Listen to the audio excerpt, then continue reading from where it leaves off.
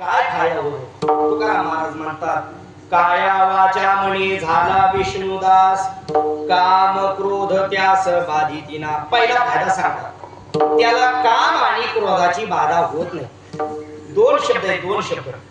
पहिला शब्द आहे काम, किती अक्षर आहेत? दोन. क्रोध किती अक्षर आहेत? दोन. अशी छोटे छोटेच दिसायला आहेत शब्द. काम क्रोध छोटी छोटी शब्द, पण पराक्रम खतरनाक खतरनाक पराक्रम. सापाच्या जाती काही सापडतात भारतात. सगळ्यात मोठी सापडणारी जात एनाकोंडा, आणि सगळ्यात छोटा सापडणारा साप कवड्या. असं छोटाच असतो कवड्या.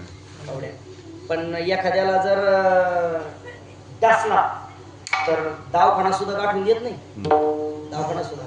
मला वाटतं हे त्याच्याही पेक्षा खतरनाक आहे. काम क्रोधादी विकार. मी काही ओव्याच्या प्रमाणाच्या माध्यमातून आपल्या समोर मांडणार आहे यांचं स्वरूप. काम क्रोधादी विकार किती खतरनाक आहे का? हे काम क्रोधादी विकार आपल्या शरीराकरताही चांगले नाही आणि आपल्या अंतःकरणाही करताही चांगले नाही. आपल्या मनाकरता, मनाच्या शुद्धी करता कसे घातक ठरतात दुसऱ्या अध्यायामध्ये गोड बोलणार.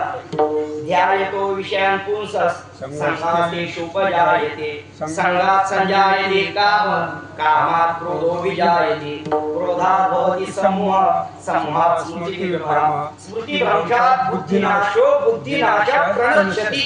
बस, अंतःकरणाकरता, मनाकरता घातकच. पण हे काम क्रोधादी विकार जसे मनाकरता घातक आहेत तसे शरीराकरता सुद्धा घातक आहेत.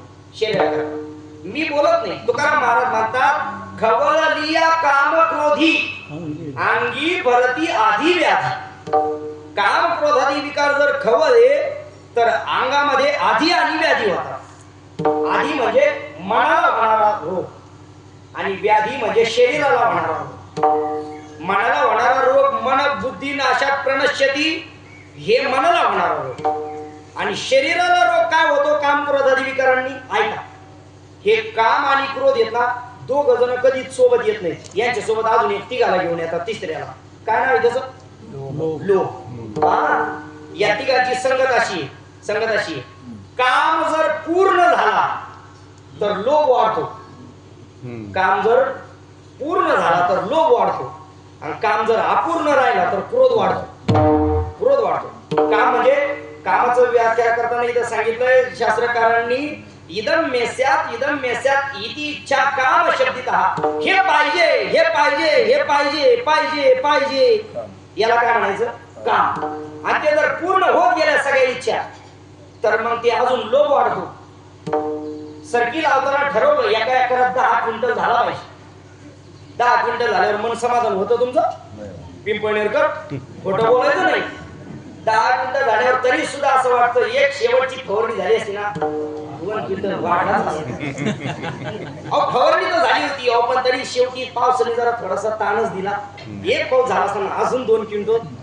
याला म्हणायचं लोभ. काम पूर्ण झालं ना 10 क्विंटल, आणि जर एवढं करून जर काम अपूर्ण राहिला तर क्रोध वाढतो. इतकं व्हायला पाहिजे होतं पण तेवढं जर झालं नाही तर राग येतो. मग ते राग कोणाचाही भरोसा नाही. तुम्हाला कापूस कमी झाला याच्यात सरकारचा काय द्वेष? पण सरकारचा राग येतो, भाव भेटला नाही म्हणून. निसर्गाचा राग येतो. देवावर राग काढणारे लोक येतात, देवावर राग काढते. क्रोध उत्पन्न होतो. हे काम क्रोधादी विकार हे आपल्या शरीराकरता कसे घातक आहेत ऐका. या काम क्रोध आणि लोभ तीन लक्ष द्यावं का थोडस. हे बोट काम क्रोध आणि लोभ हे तीनही विकार आपल्या अंतःकरणामध्ये 3 गोष्टी वाढवतात. कामाची बाधा, काम जर जास्त झाला